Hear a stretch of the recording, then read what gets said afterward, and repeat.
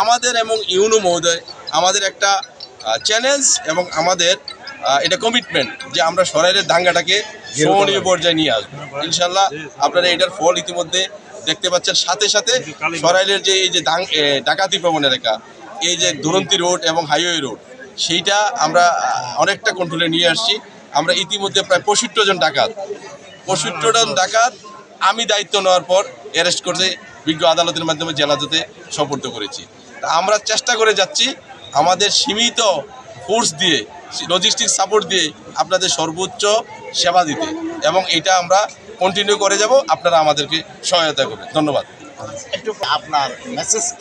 আমার মেসেজ হলো আপনারা কেউ দাঙ্গা হাঙ্গামার সাথে জড়িত হবে না। সরাইলবাসীকে অনুরোধ করব, আমাদের এই সরাইল উপজেলা প্রশাসন সহ আমাদের পুলিশ বিভাগের যৌথভাবে আমাদের ভূমিকা হলো আমরা সরাইলকে দাঙ্গা হাঙ্গামা মুক্ত ঘোষণা করতে চাই, এবং সরাইলে যেন আর ভবিষ্যতে এই ধরনের দুর্ঘটনা না ঘটে এবং সাধারণ মানুষ যেন কোনোভাবে এটা দ্বারা প্রভাবিত না হয়।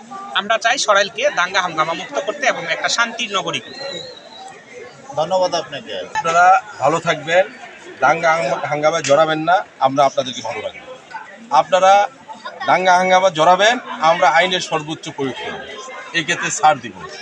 এবং আমরা চাচ্ছি যে এই যে দাঙ্গা, এটা গোষ্ঠীগত দাঙ্গায় রূপ না নেই। ব্যক্তি পর্যায়ে যদি ভুল বোঝাবুঝির সৃষ্টি হয়, এটা ব্যক্তি পর্যায়ে থাকুক এবং ব্যক্তি পর্যায়ে এটা সমাধান হোক।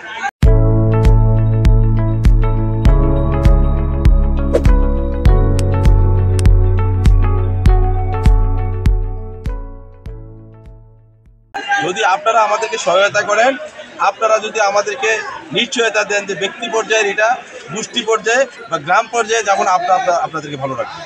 আর যদি আপনারা মনে করেন যে না দাঙ্গা এরকম করতে থাকবেন, আমরা এই ক্ষেত্রে ছাড় দিব না, আইনের সর্বোচ্চ প্রয়োগ করবে। এবং ইউনো মহোদয়ের যে কথা, এটার সাথে আমি 1% বলতে পারি যে আমরা সরাইলকে দাঙ্গা মুক্ত না করতে পারি তবে সমনীয়, এবং আমরা চাচ্ছি আমাদের সময়কালে সরাইল দাঙ্গা মুক্ত হোক। এটা আমাদের একটা বিভাগীয় কমিটি। ধন্যবাদ।